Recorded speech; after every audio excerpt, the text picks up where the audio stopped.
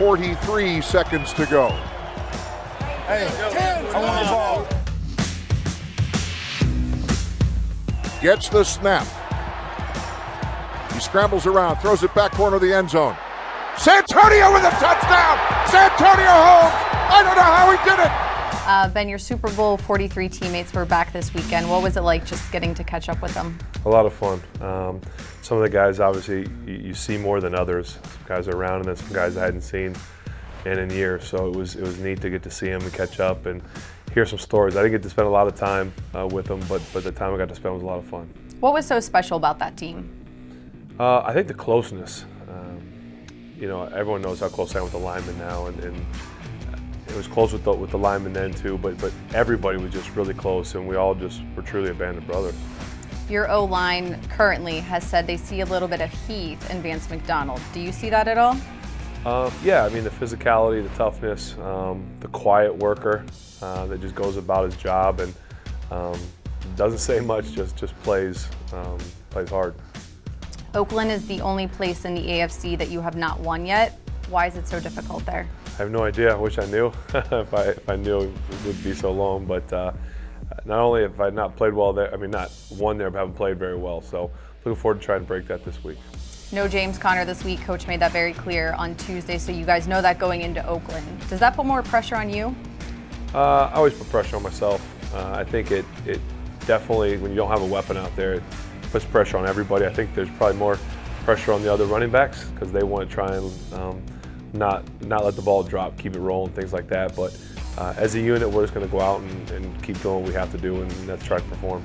What are the extra things that you guys need to do as an offense this week to get those other running backs ready to go? I think it's we'll do some no-huddle stuff, which all those guys know because we've put it in since day one. Just try not to complicate things, not throw a lot of different protections, not ask those guys to do too much stuff.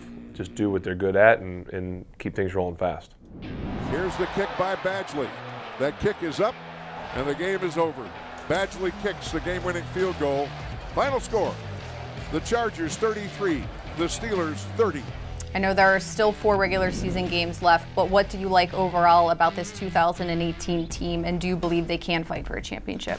Well, the good thing is that the 4 games that we have left are either on the road against some good opponents or at home against some really good opponents. So kind of playoff-esque caliber fourth quarter of football. So if we want to make the playoffs, then we're going to have to play some playoff caliber teams, and that's kind of what we're going to do here in these last 4 games. So I'm just excited about the way guys have answered, whether it's winning or losing. And so going off these last 2 losses, going all the way across the country to a place that we haven't won, it'll be a great test for us.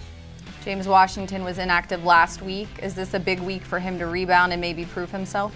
Absolutely. I think it was a quick turnaround for him. Obviously, with Justin going down so quick, I think he was going to get some time to really kind of get his confidence back and get himself ready to get back with us. And it happened quick, but he showed some really good stuff last week in practice and even this week in practice. So I'm excited for him, and I know he's excited. Last year, Juju's rookie year, he was a second-round draft pick. A lot of comparisons, I guess, were made when James was drafted in the second year. Are there maybe unfair expectations for him based on Juju's performance last year? Yeah, because Juju exceeded most people's expectations, I think. So every person's different, every position's different, every round pick is different. You can never try and compare first rounders to fifth rounders to second round, whatever it is. So he had some tough shoes to try and fill, but that's the key, is that he shouldn't have to worry about that. He should just worry about trying to be the best he can be. For the past 12 years, whether it's helping here in the Pittsburgh community or the cities that the Steelers travel to, you, through your foundation, have been giving to different police departments and fire departments to help with canines. Modesto Police Department's getting one in Oakland. For the 12 years, is there a story or maybe something that somebody's wrote to you or said to you in person from somebody that you helped that just kind of touched you and stuck with you? We do get a lot of letters from different departments thanking us for what we've done. I think 1 or 2, what that really stick out is when a Baltimore cop saw me on vacation somewhere and came up to me and said how he was a fan of mine, even though he's from Baltimore, and you never hear that from a Baltimore person. So that was pretty neat. And then to hear a story about a police officer that was being attacked by a group of people and because of equipment that we got him, he was able to remotely open his canine dog door, and the canine came out and pretty much took care of business for him and saved his life. So those kind of stories are pretty neat.